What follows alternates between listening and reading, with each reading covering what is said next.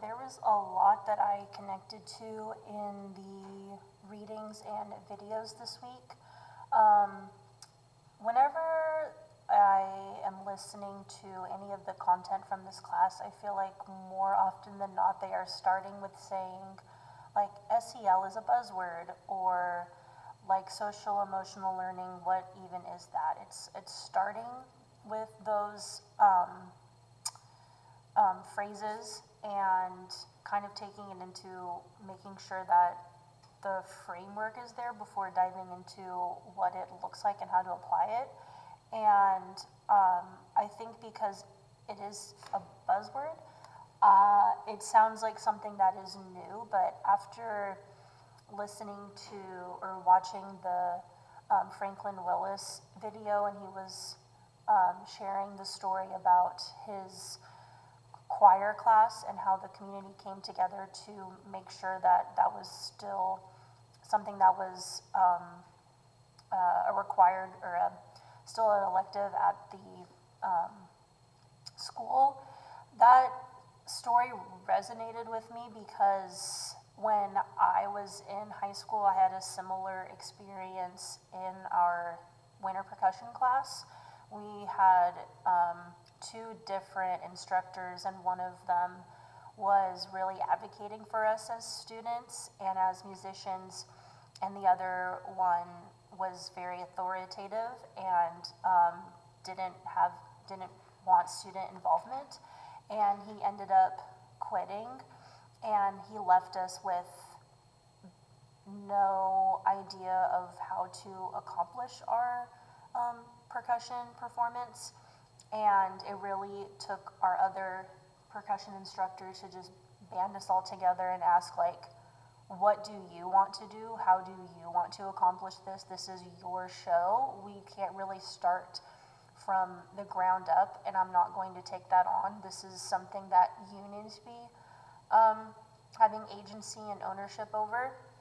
And it was a really beautiful experience that I always think back on, and not putting the idea of what that was. I was always thinking about that as like, that was a really great united way for all of us to come together. And now hearing that story and like putting the like SEL lens through it, I'm understanding that maybe my instructor didn't have the buzzword of social emotional learning, but him giving us that task and agency to have ownership of what this performance was going to be has really stuck with me. And I think that when I look back on my high school experience, that's something that stands out to me, and having that with the SEL lens is really powerful now. And after watching the rest of that, there was a lot of information to take in, but in the Mickey Smith Jr.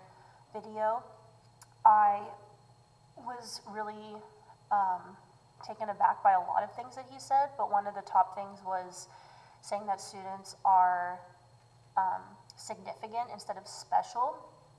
And by teaching elementary students, I'm really, really enamored by that thought, because elementary students wouldn't have the vocabulary necessarily of what significance means, but they would know special. But how I'm just reevaluating what I can incorporate into this next year and going forward, of having elementary students understand significance without them knowing that vocabulary and saying, I am significant.